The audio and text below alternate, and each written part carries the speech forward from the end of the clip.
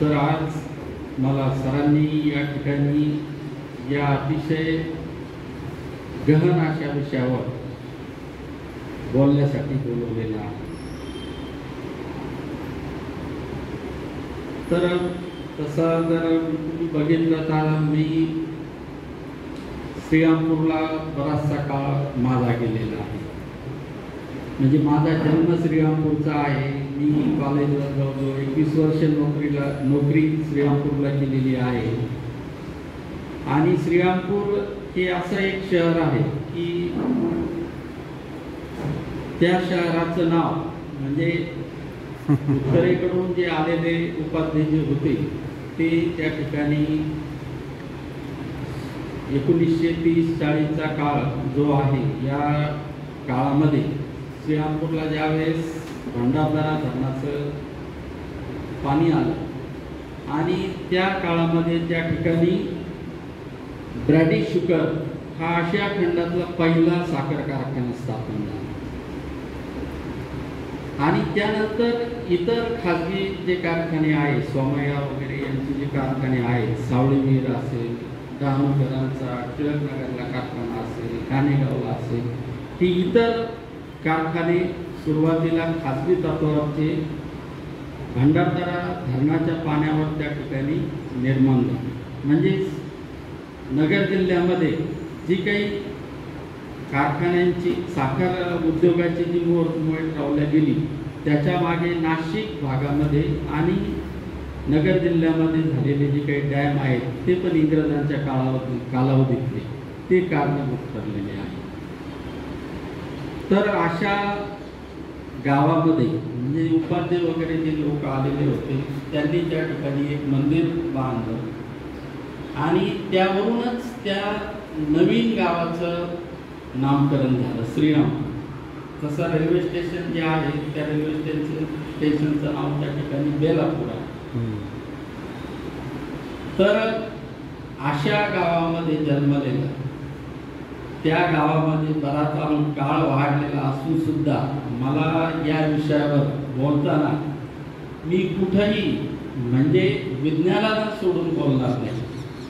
म्हणजे श्रीरामपूरचा जरी असलो तरी सुद्धा श्रीरामाबद्दल माझी श्रद्धा आहे, सर्व गोष्टी आहे, पण तरी सुद्धा या विषयाला न्याय देण्याचा मी प्रयत्न करतो।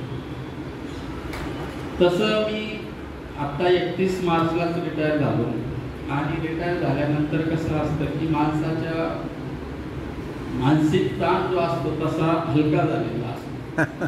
पण तो आनंद माझा काही 2-3 दिवसच टिकला। एक दिवस मी म्हणजे पुण्यालाच आलेलो होतो त्या दिवशीच आणि 2 दिवस गेले आणि म्हटलं आपलं पेन्शनच्या पेपरचं काय झालंय की पाहावं म्हणून मी आपला बसने निघालो।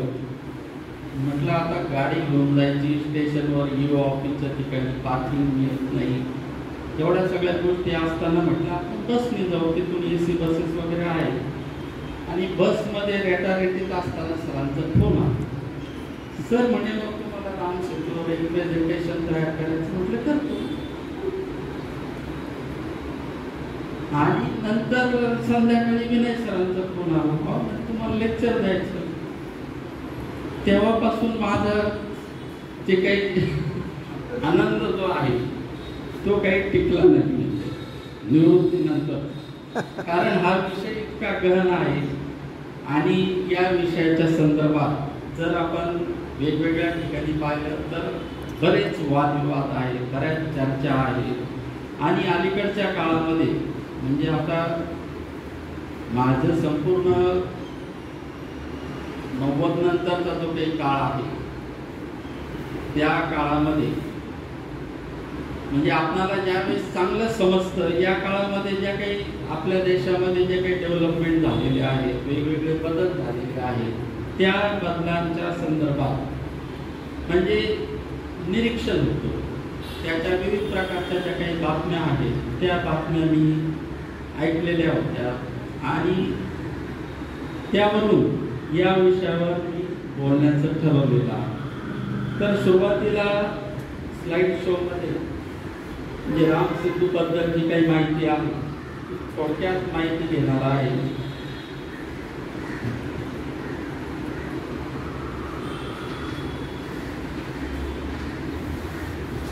राम सेतू जो आहे हा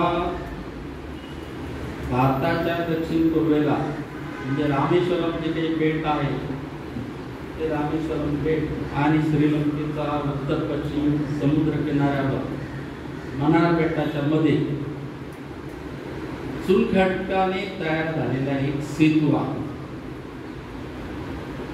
आणि भौगोलिक रचनेनुसार हा सेतू भारताशी जोडला गेलेला म्हणजे हे निखळ सत्य आहे पहिल्याच वाक्यामध्ये.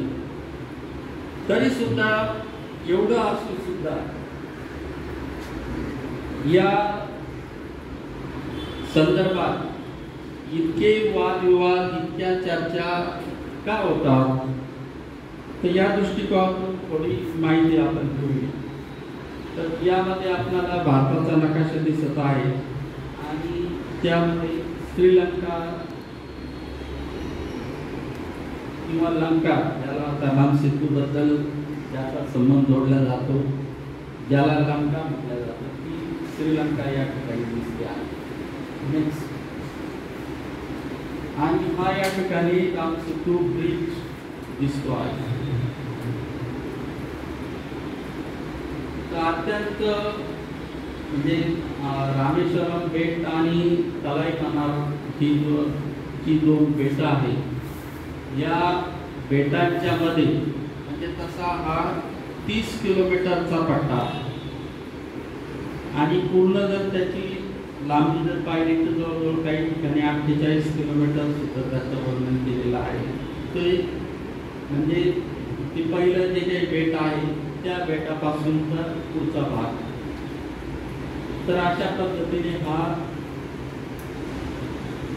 सेतू आहे असं म्हटलं जातं. तर तो एक बेटांचा पट्टा. तर याबद्दल इतक्या चर्चा का सुरुवात झाल्या तर त्यामध्ये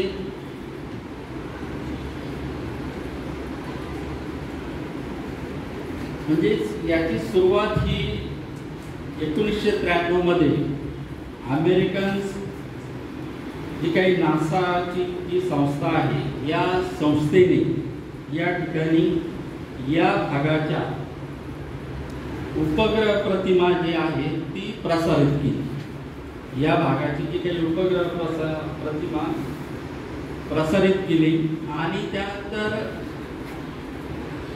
काही टीव्ही टॉक शो जे असतात ते टॉक शो झाले आणि या टॉक शो मध्ये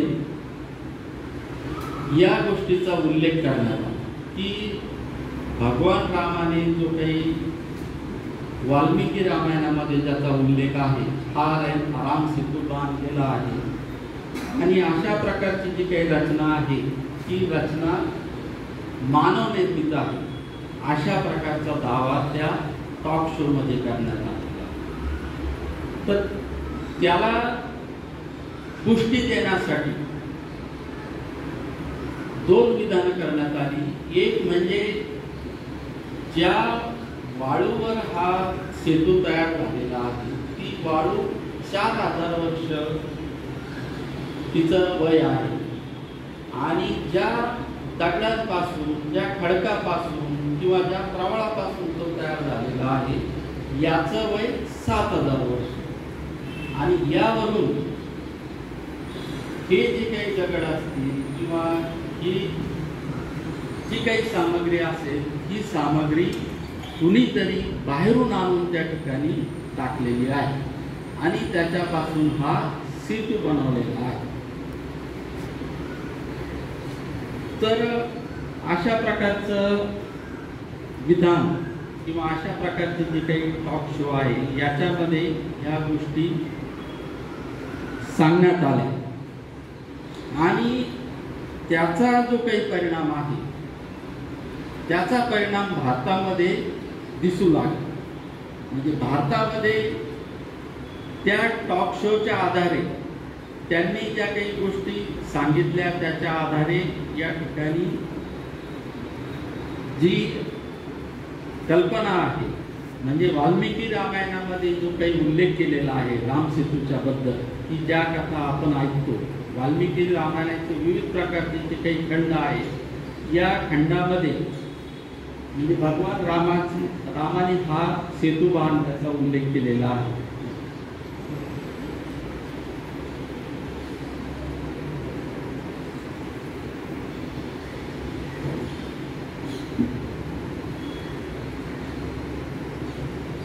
तर यामध्ये म्हणजे 14व्या शतकाच्या अगोदरपर्यंत म्हणजे भारत आणि श्रीलंका हे एकमेकाला जोडलेले होते आणि त्यावरून येणं जाणं किंवा जो काही व्यापार आहे हा व्यापार चालू होता. पण 1480 मध्ये जो काही मोठं वादळ झालं आणि या वादळामध्ये हा सेतू किंवा हा जो काही रस्ता होता तो उखडला गेला, खंडित झाला आणि तो भाग पाण्याखाली गेलेला आहे. तर वाल्मिकी रामायणामध्ये या ठिकाणी असा उल्लेख आहे की भगवान राम हे ज्या वेळेस वनवासात होते आणि पंचवटीला असताना त्या ठिकाणी रावणाने सीतेचं हरण केलं आणि सीतेचं हरण केल्यानंतर रावण सीतेला घेऊन लंकेमध्ये गेला आणि मग त्याचा शोध करत करत या ठिकाणी श्रीराम हे म्हणजे भारताच्या किनाऱ्यापर्यंत आले. भारताच्या किनाऱ्यापर्यंत आल्यानंतर त्यांचा जो काही रस्ता होता हा समुद्रामुळे अडला गेला आणि मग समुद्रामुळे त्या ठिकाणी रस्ता अडल्यामुळं त्यांनी तिथं 3 दिवस थांबून समुद्राला विनंती केली की मला या ठिकाणी रस्ता दे. आणि मग समुद्राने त्यांना म्हणजे जे काही पूल बांधण्यास सांगितलं आणि हा जो काही पूल आहे तो पूल वानराने किंवा वानर सदृश्य मानवाने त्या ठिकाणी बांधल्याचा उल्लेख हा वाल्मिकी म्हणजे रामायणामध्ये आहे. तर वाल्मिकी रामायणामध्ये जे काही उल्लेख आहे तर त्यामध्ये लक्षावधी म्हणजे अक्षरशः वर्णन जे आहे तर लक्षावधी जी काही वानर होती ते वानर यांनी हा पूल बांधला. तर किती दिवसात बांधला तर 5 दिवसामध्ये बांधला. नल आणि नील हे विश्वकर्माचे जे पुत्र होते हे त्याचं म्हणजे स्थापत्य करत होते. तर 5 दिवसामध्ये आजूबाजूच्या प्रदेशामध्ये जाऊन दगड असेल किंवा झाडं असतील, सूत असेल, या सर्वांचा वापर करून तो पूल 5 दिवसामध्ये त्यांनी बांधला असा उल्लेख आहे. दुसरा उल्लेख या ठिकाणी असा आहे की हा पूल 100 योजन लांब आणि 10 योजन रुंद इतका मोठा पूल त्या ठिकाणी बांधला. तर योजन याचा जर आपण एकक जर पाहिलं तर 1 योजन म्हणजे जवळजवळ 12.6 किलोमीटर. तर अशा हिशोबाने जर आपण पाहिलं तर हा पूल जवळजवळ 1300 किलोमीटर लांबीचा किंवा 1200 किलोमीटर लांबीचा किंवा 1 योजन जरी आपण 6 किलोमीटर धरलं तरी तो 650 किलोमीटर लांबीचा आणि रुंदीला 10 योजन म्हटलं तरी तो 100 ते 120 मीटर रुंदीचा असा पूल वानराने 5 दिवसामध्ये बांधण्याचा उल्लेख या ठिकाणी वाल्मिकी रामायणामध्ये आहे. आणि ह्या पुलावरून मग ते सैन्य त्या ठिकाणी गेलं आणि त्या ठिकाणी रावणाचा पराभव करून सीतेला घेऊन राम हे रावणाच्याच पुष्पक विमानाने अयोध्येला आले असा उल्लेख त्या ठिकाणी आहे. तर अशा पद्धतीने या पुलाबद्दल की आपल्या वाल्मिकी रामायणामध्ये उल्लेख आहे. त्याचबरोबर दुसरं जे काही रामायणाचे इतर बरेच खंड आहेत, विविध भाषामध्ये रामायण लिहिलेलं आहे आणि ते प्रत्येक खंड किंवा प्रत्येक रामायण हे सारखंच आहे असं पण नाही. त्याच्यामध्ये काही काही स्थानानुसार, प्रदेशानुसार, भाषेनुसार विविध प्रकारचे बदल त्या ठिकाणी असलेले आपल्याला दिसतात. तर हा जो ब्रिज आहे हा म्हणजे सुरुवातीला 1480 पर्यंत जाळे करण्यासाठी होता. या ब्रिज किंवा या पुलाचा उल्लेख फक्त आपल्याच मायथॉलॉजी आहे म्हणजे आपल्याच पुराणामध्ये आहे का असं नाही, तर याचा उल्लेख इस्लामच्या म्हणजे याच्यामध्ये आहे. इस्लाम धर्मीय जे लोक आहेत त्याला आदमचा पूल म्हणतात, तर ख्रिस्ती धर्मी जे काही लोक आहेत ते त्याला ॲडम्स ब्रिज म्हणतात. तर असा हा पूल पहिल्यापासून म्हणजे याच्याबद्दल ही एक प्रकारचं रहस्यच आहे.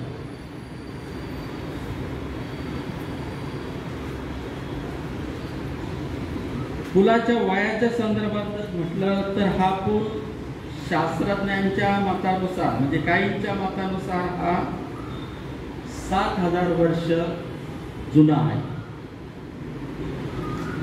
तर 7000 वर्ष जुनी रचना भारतामध्ये किंवा जगामध्ये दुसरी कोणतीही नाही. म्हणजे चीनची भिंत असेल किंवा इतर ज्या काही रचना आहेत त्या रचना सुद्धा कमी कालावधीच्या आहेत. तर हा पूल 7000 वर्ष जुना असल्याचा उल्लेख या ठिकाणी करण्यात आलेला आहे. आणि यामध्ये जास्तीत जास्त अशा पद्धतीने म्हणजे ज्याला आपण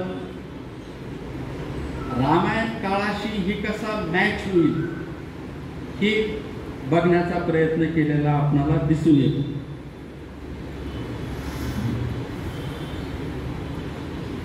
पुरातत्व खात्या म्हणजे पुरातत्व जे काही शास्त्रज्ञ आहेत यांच्या मते हा पूल 17 वर्ष जुना असा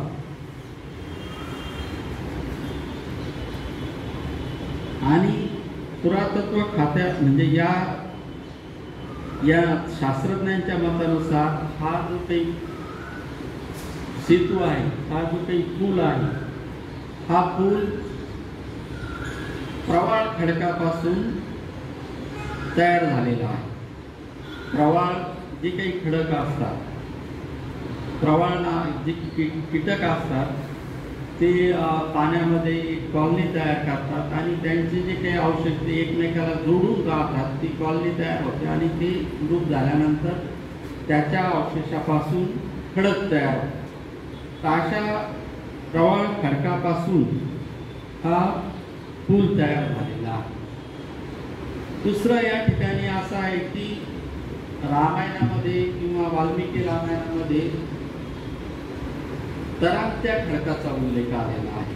आणि आजही आपण रामेश्वरम या ज्या भागामध्ये जर पाहिलं तर त्या ठिकाणी पर्यटकांना ते खडक दाखवले जातात की जे खडक पाण्यावर तरंगणारे जे काही खडक आहेत ते आपणाला दाखवले जातात आणि याच खडकापासून तो पूल म्हणजे वानरांनी तयार केलेला आहे असं सांगितलं जातं. तर या पुलाच्या संदर्भात म्हणजे ज्या काही चर्चा झालेल्या आहेत या चर्चेनुसार याची सुरुवात ही आपण पाहिलं की ही अमेरिकेमध्ये झालेली आहे. अमेरिकेमध्ये नासाने जे काही इमेज प्रसारित केलेली आहे त्या इमेजचा आधार घेऊन या ठिकाणी त्याला या रामायणाशी किंवा राम सेतूशी जोडण्याचा किंवा वाल्मिकी रामायणामध्ये जो उल्लेख केलेला आहे तो पूल हाच आहे. या अशा आशयाचे बरेच या ठिकाणी आपल्याकडं विधानं करण्यात आली. तशा अर्थाने वेगवेगळे लेख लिहिण्यात आले. तशा अर्थाने वर्तमानपत्रामध्ये सुद्धा बरीच माहिती प्रसारित करण्यात आलेली आपल्याला दिसून येईल. तर ज्यांनी हा प्रोग्राम केलेला होता अमेरिकेमध्ये त्या सायन्स चॅनलला त्यांनी एक विधान असं केलं होतं की हा पूल नैसर्गिक नाही, आणि नैसर्गिक नाही हे म्हणण्यासाठी जो काही आधार दिला होता तो आधार म्हणजे वाळूचं वय आणि त्या खडकाचं वय. तर आता माझ्यासारख्या व्यक्तीला सुद्धा एक साधा प्रश्न पडला. मी सुद्धा त्या दिवशी सरांना पण विचारलं, उठलो मी, खडकाचं वय कसं काढलं, आणि खडकापासून जर पूल तयार केला असं म्हणतात तर ते खडक कुठून तरी आणलेले होते. कुठून तरी आणलेले खडक जर त्या ठिकाणी टाकून जर तो पूल तयार केलेला आहे तर ते खडक त्या काळामध्ये टाकले ते त्याचं वय राहील की तो खडक जिथं निर्माण झाला ते त्याचं वय राहील. हा एक साधा लॉजिकल प्रश्न आहे. म्हणजे जे काही मटेरियल तुम्ही वापरलेलं आहे त्या मटेरियलचं जे वय जे असेल तेच पुलाचं वय कसं असेल. मटेरियलचं वय वेगळं असेल. तो खडक 10-15 हजार वर्षापूर्वी तयार होऊ शकतो, एखाद्या लाख वर्षापूर्वी तयार होऊ शकतो, आणि तो खडक जर तुम्ही त्या ठिकाणून आणून या ज्या भागामध्ये वापरला त्या ठिकाणचं वय आणि त्या खडकाचं वय सारखा असू शकत नाही. त्यामुळं हा जो काही भाग आहे हा सुद्धा शास्त्रीय दृष्टिकोनातून जुळत नाही, आणि हा तसा मोठा आक्षेप आहे तसा पाहिला. आपण जर पाहिलं तर अलीकडच्या काळामध्ये म्हणजे प्रसार माध्यम जे आहे, प्रसार माध्यमाचा जसा प्रसार होऊ लागला आणि अलीकडच्या काळामध्ये विविध प्रकारचे टीव्हीचे चॅनल निघाले, त्याच्यामध्ये कॉम्पिटिशन निर्माण झाली. आता यूट्यूब सारखं चॅनल निघालं, आणि या माध्यमाचं जर पाहिलं तर हा शेवटी एक मोठा व्यवसाय आहे, आणि व्यवसायाला प्रेक्षक हे गरजेचे असतात, आणि प्रेक्षक हे आकर्षित करण्यासाठी कोणती ना कोणती गोष्ट अलीकडं सरळ सांगितल्याच जात नाही. म्हणजे त्याच्यामध्ये काहीतरी गॉसिप तरी तयार केला जातं, किंवा काही नसलेल्यामध्ये काहीतरी रहस्यमयता निर्माण केल्या जाते. आणि असाच हा प्रकार अमेरिकेच्या चॅनलने केलेला आपल्याला दिसतो, आणि त्या चॅनलमुळं त्या प्रसारामुळं भारतामध्ये म्हणजे या गोष्टीला मोठ्या प्रमाणात चालना मिळाली. आणि आपल्याला तर माहित आहे 1990च्या नंतरचा जो काही काळ आहे त्या काळामध्ये राम मंदिराचा जो काही प्रश्न आहे हा मंदिर बांधण्याच्या संदर्भात विविध प्रकारचे कार्यक्रम भारतामध्ये आयोजित करण्यात आलेले आपल्याला दिसतात. त्यासाठी विटा गावोगाव फिरवण्यापासून अस्थि कलश फिरवण्यापासून विविध प्रकारचे उपक्रम या ठिकाणी राबवण्यात आलेले आपल्याला दिसतात. आणि या माध्यमातून राम मंदिर आणि रामाच्या संदर्भात असणाऱ्या ज्या काही विविध बाबी आहेत तर त्यामध्ये रामाशी निगडीत रामकथेशी निगडीत असणारा राम सेतू हा प्रकल्प त्या ठिकाणी आलेला आहे. तर या संदर्भात दुसरा एक भाग या ठिकाणी येतो, राम सेतू तुटला कसा काय. तर रामायणामध्ये त्या ठिकाणी म्हणजे वाल्मिकी रामायणामध्ये नाही पण कदंब रामायण जे आहे त्याच्यामध्ये रामानेच हा राम सेतू तोडल्याचा उल्लेख आहे. तर त्याचं कारण जे आहे ते विभीषण दिलेलं आहे. म्हणजे रामायणाचा म्हणजे रावणाचा पराभव केल्यानंतर विभीषणाकडे त्या ठिकाणी राज्य सोपवलं, त्याचा राज्याभिषेक झाला, आणि साहजिकच विभीषणाने रामाला अशी मागणी केली की भारतातील विविध प्रकारचे जे काही राजे आहेत ते श्रीलंकेवर या मार्गाने येऊन म्हणजे लंकेवर आक्रमण करू शकतात, माझं राज्य धोक्यात आणू शकतात, आणि त्यासाठी तुम्ही हा सेतू तोडून टाका. आणि त्यामुळं रामाने बाण मारला आणि त्या सेतूचा काही भाग हा तोडलेला आहे. तर वस्तुस्थिती अशी आहे, तर 1480 मध्ये झालेलं जे काही वादळ आहे, या वादळामध्ये या पुलाचं मोठं नुकसान झालेलं आपल्याला दिसतं. त्याचबरोबर रामेश्वरम जवळचा जो काही भाग आहे, तो भाग सुद्धा त्या ठिकाणी वाहून गेलेला आपल्याला दिसतो. म्हणजे रामेश्वर पासूनचा जो भारताशी जोडलेला जो काही भाग होता, तो त्या ठिकाणी त्या वादळामध्ये बराचसा नष्ट झालेला आहे. रामसेतूचा भाग सुद्धा त्या कालावधीमध्ये नष्ट झालेला आहे. त्यानंतर रामसेतूवरून पुन्हा जे काही वाद निर्माण झाले, तर त्याचं दुसरं एक कारण होतं, ते म्हणजे सेतू समुद्रम प्रोजेक्ट. सेतू समुद्रम हा जो काही प्रकल्प आहे, तो केंद्र सरकारने त्या ठिकाणी करण्याचं ठरवलेलं होतं. तर सेतू समुद्रम हा जो काही प्रोजेक्ट आहे, हा तसा जर विचार केला तर म्हणजे इंग्रजांच्या कालावधीमध्ये त्याची सुरुवात झालेली. म्हणजे आपणाला कल्पना आहे की भारतावर इंग्रजांनी जवळजवळ 150 वर्ष राज्य केलं आणि इंग्रज ज्या ज्या ठिकाणी गेले त्या त्या ठिकाणी पहिल्यांदा त्यांनी त्या त्या देशाचं भौगोलिक सर्वेक्षण केलं, त्याचे नकाशे तयार. भारतामध्ये सुद्धा म्हणजे भारत नाही तर पूर्ण साऊथ ईस्ट एशिया जो आहे, आग्नेय आशिया, दक्षिण आशिया, भारता शेजारचे देश आहे, त्याच्या नकाशा मालिका त्यांनी तयार केल्या. त्यात तर हे सर्व करत असताना त्यांच्या असं लक्षात आलं इंग्रजांच्या, तर भारत आणि श्रीलंका याच्या दरम्यानचा जो काही भाग आहे, या ठिकाणी उथळ समुद्र आहे आणि उथळ समुद्रामुळं त्या ठिकाणी म्हणजे केरळमधले जे काही तोतीकोरील बंदर आहेत, त्या ठिकाणची जहाजं जी आहेत ती उत्तरेकडे जाऊ शकत नाही, कारण समुद्र उथळ आहे आणि या उथळ समुद्रामुळं मोठी जहाजं ही पलीकडे जाऊ शकत नाही. आणि ही जहाजं जर पलीकडे जायचे असेल तर त्यांना थेट श्रीलंकेला वळसा घालून जावा लागतो आणि त्यासाठी जवळजवळ 36 तास लागतात.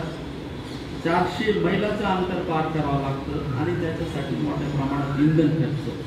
आणि हे जर टाळायचं असेल तर हा जो काही मध्यभाग आहे, या मध्यभागामध्ये एक कॅनॉल तयार करावं. म्हणजे जसा सुएझ कॅनॉल आहे, जसा पनामा कॅनॉल आहे, तशाच प्रमाणे ही भूमी जोडून घ्यावी आणि त्याद्वारे त्या ठिकाणी म्हणजे जे जहाजं जी आहेत, मोठी व्यापाराची जहाजं जी जातील आणि त्याचा आंतरराष्ट्रीय दृष्टिकोनातून फायदा होईल, तसेच इंधनाची पण बचत होईल. तर अशा प्रकारचं सर्वेक्षण त्यांनी 18व्या शतकामध्ये केलं.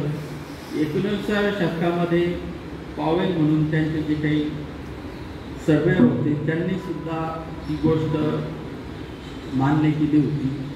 पण ते काम काही इंग्रजांच्या कालावधीमध्ये झालं नाही. आणि इंग्रजांच्या कालावधीनंतर मग स्वातंत्र्यानंतरचा तर काही भारतामध्ये विविध सरकारकडं हा प्रस्ताव आला आणि त्याच्यावर सरकारने विचार विनिमय केलेला आपल्याला दिसून येतो. त्याच्यामध्ये एक इमेज आहे ती त्याच्या खाली. तर हा जो काही त्यामध्ये ती वर्ष दिलेले आहेत, म्हणजे जवळजवळ 5 प्रस्ताव तयार झाले. म्हणजे 5 मार्ग, म्हणजे एक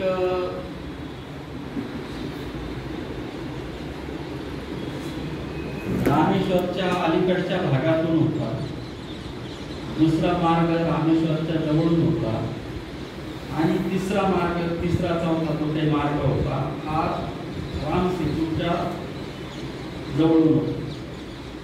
म्हणजे हा प्रकल्प करण्यासाठी रामसेतू हा तोडावा लागणार आणि मग रामसेतूला नुकसान पोहोचणार आहे म्हटल्यानंतर त्याच्या विरोधात मोठ्या प्रमाणात निदर्शनं झालेली आपल्याला दिसतात. आणि मग त्या अनुषंगाने त्या काळामध्ये म्हणजे या प्रकल्पाची सुरुवात तसं म्हणजे मनमोहन सिंगांचं सरकार येण्याच्या अगोदर वाजपेयी सरकारच्या कालावधीमध्ये झाली. त्यानंतर 2006ला मनमोहन सिंग यांनी त्याचा प्रकल्पाचं उद्घाटन केलं. काही प्रमाणात काम चालू झालं आणि त्यानंतरच्या कालावधीमध्ये दक्षिण भारतामध्ये त्यानंतर उत्तरेकडं बऱ्याच ठिकाणी त्याला विरोध झाला आणि हे प्रकरण जे आहे हे मग शेवटी सर्वोच्च न्यायालयात गेले आणि मग सर्वोच्च न्यायालयात हे प्रकरण गेल्यानंतर हे काम सरकारला थांबावं लागलं आणि त्या अनुषंगाने मग भारतामधील असणाऱ्या ज्या काही संस्था आहेत मग त्यामध्ये जिओलॉजिकल सर्वे ऑफ इंडिया आहे, त्यानंतर NOI आहे, नॅशनल ओशनोग्राफिक इन्स्टिट्यूट आहे, त्यानंतर नॅशनल हिस्ट्री इन्स्टिट्यूट जे आहे म्हणजे भारतीय इतिहास अनुसंधान परिषद, या विविध संस्था ज्या आहेत या संस्थांना याच्या संदर्भात अभ्यास करण्यास सांगण्यात आले आणि हा अभ्यास करून सरकार म्हणजे मग केंद्र म्हणजे सर्वोच्च न्यायालयात एक प्रतिज्ञापत्र दाखल करण्यात आलं आणि त्या प्रतिज्ञापत्रामध्ये स्पष्ट असा उल्लेख करण्यात आला की राम सेतू हा काही म्हणजे हा नैसर्गिक आहे, हा मानव निर्मित नाही असं जिओलॉजिकल सर्वे ऑफ इंडियाने सर्वोच्च न्यायालयामध्ये 2007 मध्ये शपथपत्र दिलेलं होतं. नंतरचा जो काही काळ आहे त्या काळानंतर त्याच्यावर दबाव आणून पुन्हा ती शपथपत्र विड्रॉ पण करण्यात आलेलं आहे. पण ही वस्तुस्थिती आहे.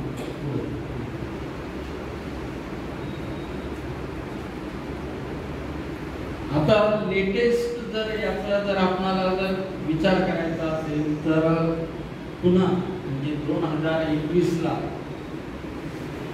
म्हणजे प्रल्हाद सिंग जे आहे केंद्रीय पर्यटन सांस्कृतिक मंत्री यांनी या ठिकाणी याचा अभ्यास करण्यासाठी पुन्हा NIO आणि जिओलॉजिकल सर्वे ऑफ इंडिया यांना सांगितलेलं आहे. त्यांचा अभ्यास गट त्या ठिकाणी नेमल्याचं सरकारने सांगितलं आणि मग हा जो काही अभ्यास आहे हा अभ्यास शास्त्रीय पद्धतीने होईल. त्याच्यासाठी अत्याधुनिक ज्या काही पद्धती आहेत त्या पद्धती वापरल्या जातील अशा प्रकारचं प्रतिपादन करण्यात आलेलं होतं. त्यानंतर पुढे आणि मग 2022ला 24 डिसेंबर 2022ला या ठिकाणी राज्यसभेत चर्चेच्या दरम्यान केंद्र सरकारने राज्यसभेमध्ये ज्यावेळेस या राम सेतूबद्दल चर्चा झाली तर केंद्र सरकारने संसदेत जे काही उत्तर दिलेलं आहे ते उत्तर कसं आहे तर राम सेतूच्या अस्तित्वाचे स्पष्ट पुरावे मिळालेले नाही असं संसदेत सांगितलेलं आहे. त्यामुळं राम सेतू हा नैसर्गिकरित्या तयार झालेला आहे या मताला पुष्टी मिळते. तर कसा तयार झालेला आहे याच्याबद्दल जी काही माहिती आहे ती पुढच्या स्लाइडमध्ये दिलेली आहे. भारत आणि श्रीलंकेची उपग्रह प्रतिमा आहे. त्यानंतर यामध्ये आपणाला भारत आणि श्रीलंका आणि त्यांच्यामध्ये असणारा जो काही नैसर्गिक फुल आहे हा दिसत आहे. त्यानंतर जी काही स्लाइड आहे त्यामध्ये म्हणजे खंडवन जो काही सिद्धांत आहे की म्हणजे पृथ्वीचं जे काही वय आहे ते वय जवळजवळ 5 अब्ज वर्षाचं आहे आणि या कालावधीमध्ये पृथ्वीवर बरेचसे बदल झालेले आहेत. त्याच्यामध्ये खंडवन सिद्धांत एक महत्त्वाचा सिद्धांत आहे. त्यानंतर तबक सिद्धांत आहे की ज्याद्वारे पृथ्वीवर पहिल्यांदा एकच खंड होता, एकच महासागर होता, त्या खंडाचे तुकडे झाले आणि त्याचं स्थलांतर झालेलं आहे.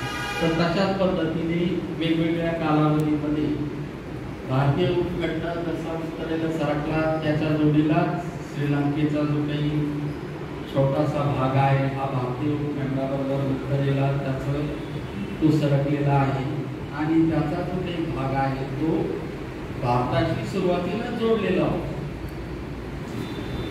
त्यानंतर ही जी काही स्लाइड आहे याच्यामध्ये ती जिओलॉजिकल मॅप आहे. जिओलॉजिकल मॅप मध्ये जो उत्तरेचा जो काही पट्टा दिसतो आहे रेखांकित केलेला तो जो पट्टा आहे हा पूर्ण पट्टा हा चुनखडकापासून तयार झालेला आहे.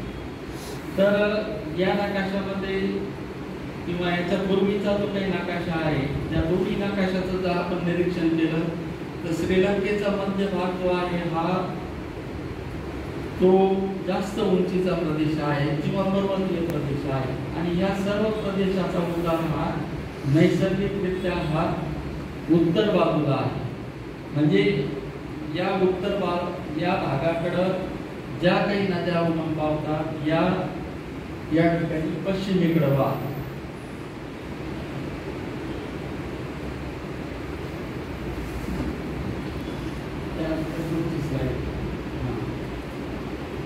या नद्या ज्या आहेत या नद्यावरून आपल्याला त्या उताराची कल्पना आहे श्रीलंकेच्या. त्यामध्ये उत्तरेचा जो काही भाग आहे हा पूर्ण चुनखडकाने बनलेला आहे आणि त्या भागामध्ये म्हणजे पश्चिम भागामध्ये नद्या वाहतात आणि या नद्या वाहत असल्यामुळं या नद्यांबरोबर वाहून जाणारा जो काही काळ आहे हा काळ श्रीलंकेच्या पश्चिम किनाऱ्याला त्याचं किनारपट्टीच्या भागामध्ये संचयन होतं. त्यानंतर पुढची स्लाइड. तर ही स्लाइड अतिशय महत्त्वाची आहे. हा की जे यामध्ये जे काही दर्शवलेलं आहे तर यामध्ये समुद्राची खोली दर्शवलेली आहे. समुद्राची जी काही खोली दर्शवलेली आहे ती खोली म्हणजे फेंट टू डार्क अशा पद्धतीने दर्शवण्यात आलेली आहे. तर एकदम पांढरा जो काही भाग आहे हा किनारपट्टीचा भाग आहे, त्या जमिनीचा भाग आहे आणि त्यानंतर एकदम लाईट शेड जी आहे ती लाईट शेड म्हणजे फक्त 1 ते 5 मीटर खोलीचा भाग आहे. तर ज्या ठिकाणी रामसेतू आहे त्या भागामध्ये आपण जर निरीक्षण केलं तर तो अतिशय उथळ असा भाग आहे. त्यानंतर जरी आपण पुढं मनाचा आकार किंवा ते पाकवे वगैरे जो काही दिसतो या भागामध्ये समुद्र काही जास्त खोल नाही. नीट लक्षात घ्या, हा भागामध्ये समुद्र हा उथळ आहे, जास्त खोल नाही आणि जास्त खोलीचा भाग जो आहे तो खुला समुद्र बाजूला आहे. हा आखाताचा पट्टा आहे.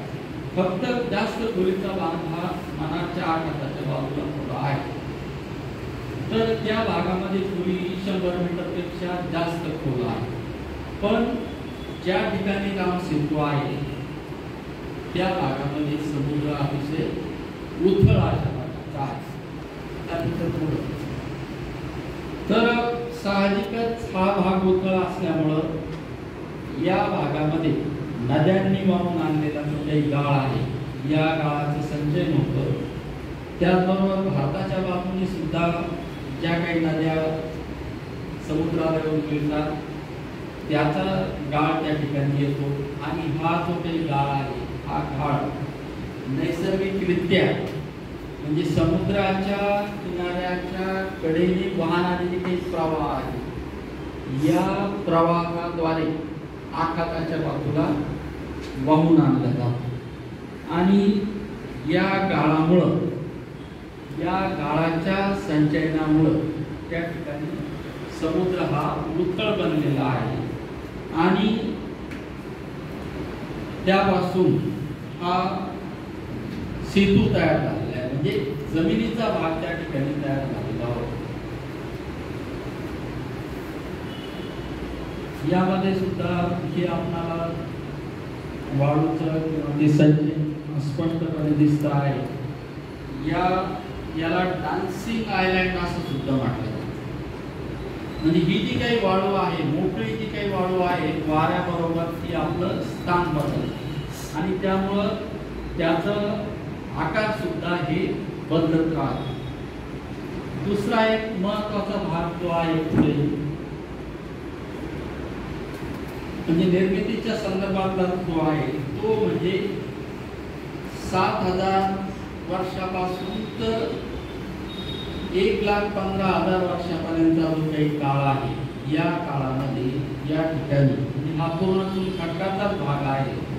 त्याचबरोबर या ठिकाणी समुद्रातील जे काही प्राणी असतील, प्रवाळ खडक असतील, यांची जी काही अवशेष आहे, या अवशेषामुळं हा भाग उकळ झालेला आहे आणि त्यामुळं तो त्या ठिकाणी सेतूसारखा भाग निर्माण झालेला. प्रश्न कोणता आहे तर समुद्राच्या पाण्याच्या पातळीचा आहे. सुरुवातीचा जो 1,15,000 वर्षापूर्वीचा जो काही काळ आहे, या काळामध्ये समुद्राची पाण्याची पातळी जी आहे ती आहे त्याच्यापेक्षा कमी होती आणि समुद्राच्या पाण्याची पातळी कमी असल्यामुळे हा जमिनीचा भाग उघडा झालेला आहे. आणि काळाच्या ओघात जशी समुद्राच्या पाण्याची पातळी वाढली तसा तो भाग पाण्याखाली गेलेला आहे, पण तो उथळ भाग आहे. आजही आपण म्हणजे उजनी डॅम असेल किंवा आता खडकवासला डॅमच्या बाजूला जरी गेलो किंवा आमच्याकडं नाथसागर धरण आहे, तर उन्हाळ्याच्या कालावधीमध्ये म्हणजे ते 100 TMCची धरणं आहे, पण उन्हाळ्याच्या कालावधीमध्ये ती पाणी वापरल्यामुळं ते पूर्ण म्हणजे बराचसा भाग त्याचा उघडा होतो आणि त्यामुळं त्या ठिकाणी जमिनीचा भाग आपल्याला दिसू लागतो. तर आता ही धरणं म्हणजे तशी सपाट भागावर मानलेला असल्यामुळं त्याचं म्हणजे कॅचमेंट एरिया खूप आहे आणि मग ते पाणी कमी झाल्यानंतर त्या ठिकाणी विस्थापित झालेली जी काही गावं आहे ती आपल्याला त्या काळामधली पाहावयास मिळतात. मग त्याचे अवशेष पाहायला मिळतात. तिथे मंदिरं असतील त्या गावामध्ये ती आज आपण त्या धरणाच्या बॅकवॉटरला जाऊन पाहू शकतो. तशीच ही परिस्थिती आहे. समुद्राच्या पाण्याची पातळी सुरुवातीला ज्यावेळेस कमी होती त्यावेळेस हा भाग उघडा होता आणि समुद्राच्या पाण्याची पातळी वाढल्यामुळं हा भाग आता जन्मय झालेला आहे आणि काही अंशी वादळामुळं तर काही भागाचे म्हणजे त्याचं नुकसान झालं. आणि रामायणाच्या बद्दल या ठिकाणी काही म्हणजे जे काही इतिहासकार आहेत, अभ्यासक आहेत, त्यांनी तो काळ सांगितलेला आहे. रामायणाचा काळ हा कोणाच्याही मध्ये जास्तीत जास्त इसवी सन पूर्व 2 ते 4,000 वर्षाच्या पुढे नाही.